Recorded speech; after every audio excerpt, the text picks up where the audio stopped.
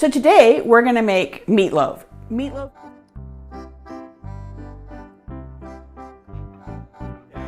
Okay, so we're gonna make some meatloaf today. Meatloaf is one of those comfort foods that everybody loves, except for I didn't used to. My mother and Charles, it's one of their favorite meals, so I used to make meatloaf for them, and they'd have hot meatloaf and then meatloaf sandwiches and all that. And then one day, I got invited by one of my Tastefully Simple customers to bring a potluck that had to start with the first letter of my last name. And so I'm like, what the heck am I going to make? Because I was still working in the medical field at the time, so I had to make something that I could make the night before and would still taste good the next day and be reheatable. So I thought jambalaya, that's too hard. And jelly donuts, I can't do that. Jello, I can't do that.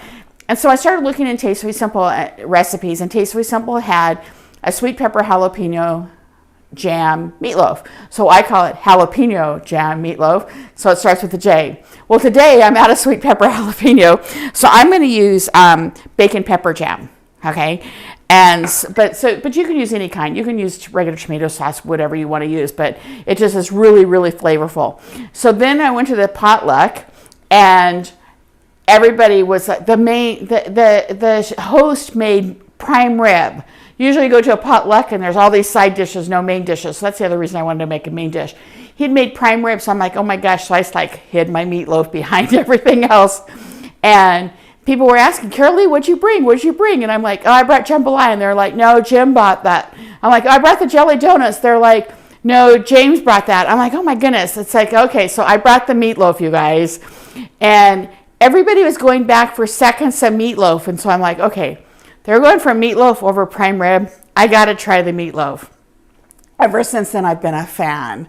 And so I have the Tastefully Simple original recipe, but I've modified it a little bit. And Charles, you'll post the recipe. I can type it out for you with my modifications. Okay, so as you guys know, I'm all about buying discount meats, discount everything if you can.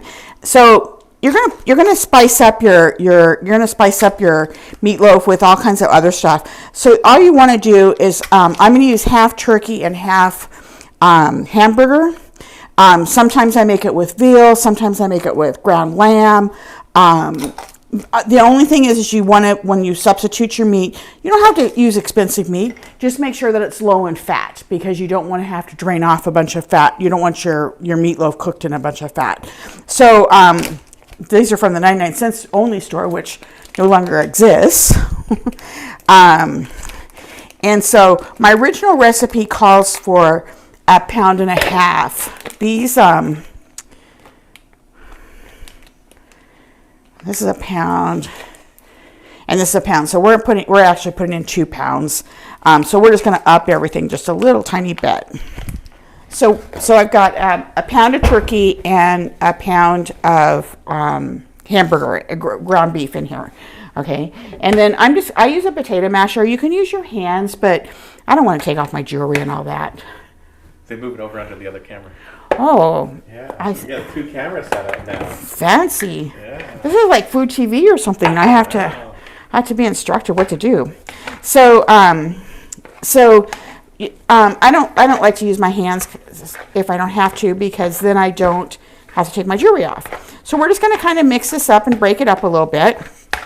Okay.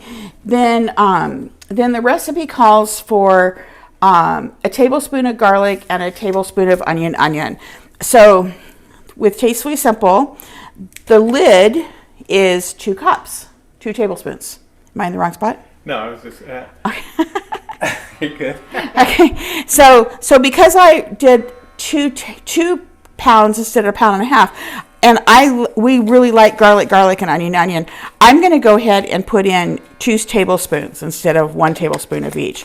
So I'm increasing it a little bit because I put in the extra meat, and then I'm also increasing it because I just like the flavors. And if you get some of your spices that are clumped up like that, just break them up so they get mixed in. Okay. Then it calls for 1 egg. Okay. And I'm not going to increase the egg because then you might it might not bind right. So you want to put your egg in a separate container, because I got a little shell in there. the liquid stays off it. So I'm gonna go ahead and put my egg in there. Okay, and then again, I'm just gonna kind of mix this around a little bit. And then I'm supposed to be eating gluten-free. So instead of regular breadcrumbs, I'm gonna use the gluten-free breadcrumbs. And I buy these at Costco. No, that's not where I buy them. I buy them at Walmart. And they look really ugly. They look more like puff rice or something. But they taste okay in meatloaf. I don't know how they'd good with other things. So you're supposed to be 1/3 cup of breadcrumbs. Okay. So I'm going to use a heaping 1/3 cup because I added a 1/2 pound extra meat. I might put a little bit more in there. Okay. All right. And then we're going to go ahead and mix this up. And you just want to make sure, mostly if you're using 2 types of meat like that it's mixed. Okay. And then I'm going to go ahead and use the bacon pepper jam instead of sweet pepper jalapeno because I'm out of sweet pepper jalapeno. So I'm going to use about 1/2 of the jar. Okay. And now I'm going to mix this all in.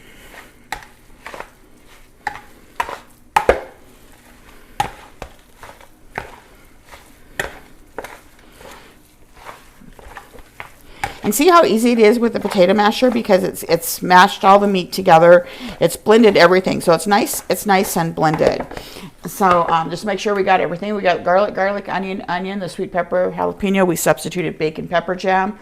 We got the ground beef. We got the the breadcrumbs, and the egg. And it says salt and pepper to taste. I usually don't add any salt and pepper because with the garlic, onion, and in this case, the bacon pepper jam, I find that it has enough flavor.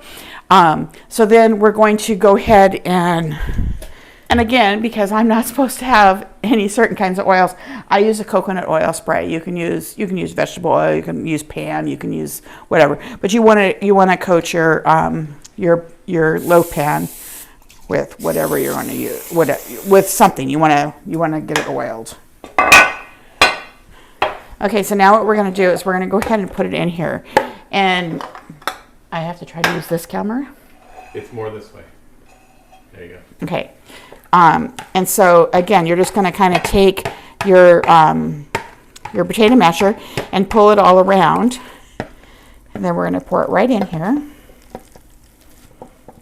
And all you can see is a green bowl right now.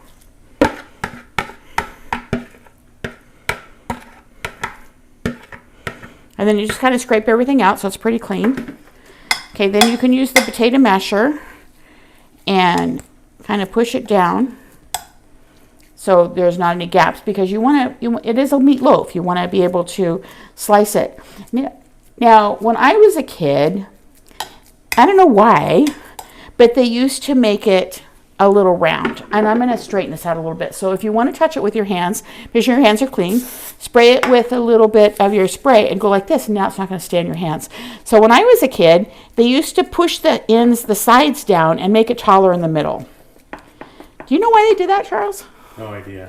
So I don't do it that way. I make it as flat as possible, kind of like you would brownies or cake. And the reason I do that is because we like meatloaf sandwiches. And this way, they'll be nice and square and fit on the bread better. Okay. Now, at this point, you can cook it like this. Some people like to put like a crumb top on top of it, like a, cornflake topping. Yeah. And sometimes people will put extra sauce. Now the recipe actually asks that halfway through you put the rest of the jalapeno, or in this case the bacon pepper jam. I usually don't do either. This camera. That cameraman's looking the wrong way. I usually don't do either. So I usually just go ahead and do this. And then I go ahead and put it in the oven. I forgot to heat my oven. So I'm waiting for my oven to heat up. And then so remember, if you like this video, please like, share, and subscribe to all your friends and family. So now that we have it all nice and smooth, we're going to put it in the oven for 350 degrees for 55 minutes to an hour. If you're using turkey, cook it more towards the 50 minutes versus the hour. because it doesn't take quite as long to cook as beef. So there goes the timer. So let's go ahead and turn that off. And so if you're going to be eating this tonight, you'll want to go ahead and check the temperature of it. But if you're going to be making it for another night, then you don't need to do that. I am going to go ahead and check the temperature, even though we're not planning on eating this tonight. We're going to have meatloaf sandwiches tomorrow night.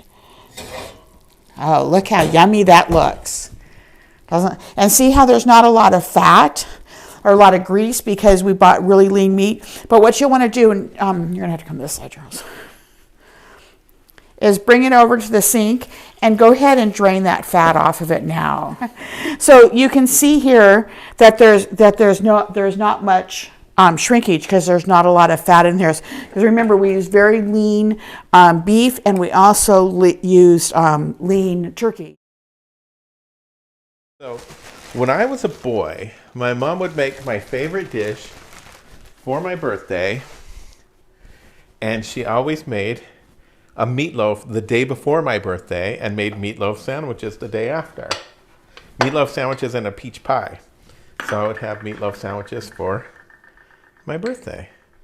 So I'm going to start off toasting the bread. We've got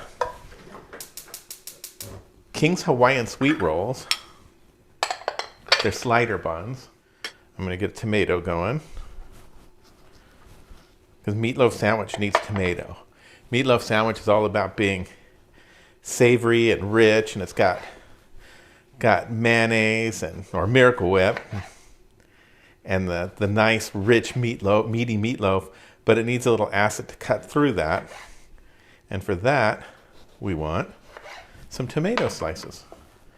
They're sweet, they're acidy, and always salt tomato to bring out that tomatoey sweetness. We just started tomatoes in the garden too, so that's a good thing, because homegrown tomatoes are always so much better than store-bought.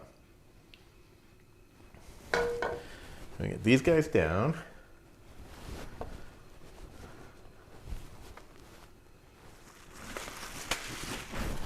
Now with the meatloaf like this, I want it cold right out of the fridge because I'm going to slice it. And I want to get some thinner slices. I don't want big old huge thick slices that are hard to eat, especially on a small burger. So I'm going to go and I'm going to make one of these slices is going to make 2 sliders because these are pretty rich. So I just need these nice two slices right from the middle. Put this back. Eat this piece of meatloaf. Oh, it's really good. It's sweet from the onion jam. Bacon pepper jam. From the bacon pepper jam. And it's meaty because, I mean, it's hamburger. So that's great. I'm going to cut those guys in half. Got a couple of cheese slices.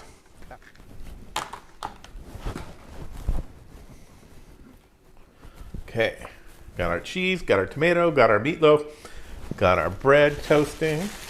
Okay, after these are toasted, I'm just going to put them on top of the burner here, so that because if I put these on the board, they're just gonna get soggy. But that burner's not on. That burner's not on. I would put them on like a cooling rack or something. I mean, this makes a great cooling rack. We don't ever use that burner, so it never gets used. So I just put my bread on there to keep it from getting soggy. This is my sandwich flipper. Gonna eat this.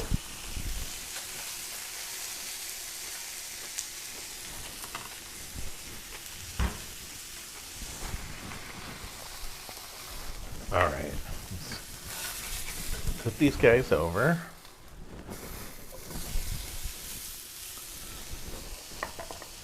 And get the cheese on top of them here.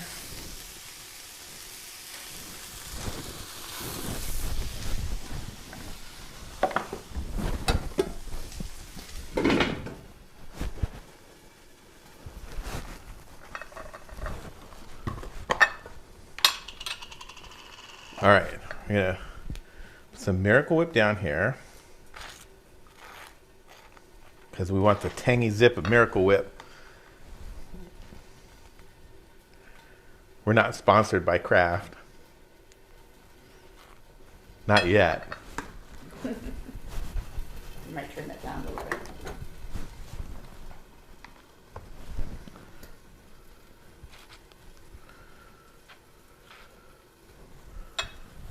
Why do you use Miracle Whip versus mayonnaise? The Miracle Whip is tangy and sweet, so I prefer mayonnaise for a lot of purposes. They're two completely different things. Mayonnaise is kind of rich and oily, and Miracle Whip is tangy and sweet. Miracle Whip was made during World War II when there was rationing, and so it's made out of things that were easier to get a hold of that didn't have to be rationed. And as a result, it just tastes different. And so I use Miracle Whip for something like this that's a little meaty and rich. And I use mayonnaise for something that I kind of want that oily, eggy flavor. I'll use mayonnaise for a... And you put my tomato on the bottom. I like my cheese next to my Miracle Whip. I use mayonnaise for like a fried egg sandwich, for instance. I'll use mayonnaise because just the flavors are different. And the way you assemble a sandwich makes your flavors different too. Yeah. Everybody has a favorite way.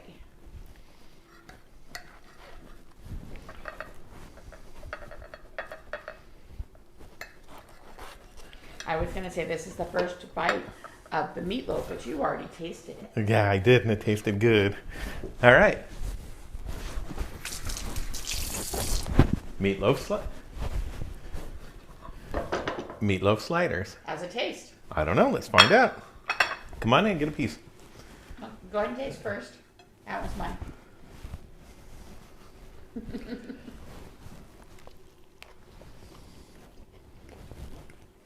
It's really good. It's not at all like a hamburger. Meatloaf has a completely different texture, completely different flavor. It's got the bacon pepper jam. So it's got, you can taste a little bit of the smoky from the bacon. It's a turkey meat combo, so it has a lighter flavor. The Miracle Whip is great. There's sweetness from the bun. There's the acid from the tomato, which makes it taste really good. All the flavors balance really well. I like it. This is mine, and I wanted my cheese next to my Miracle Whip because I think it tastes different. So let's see.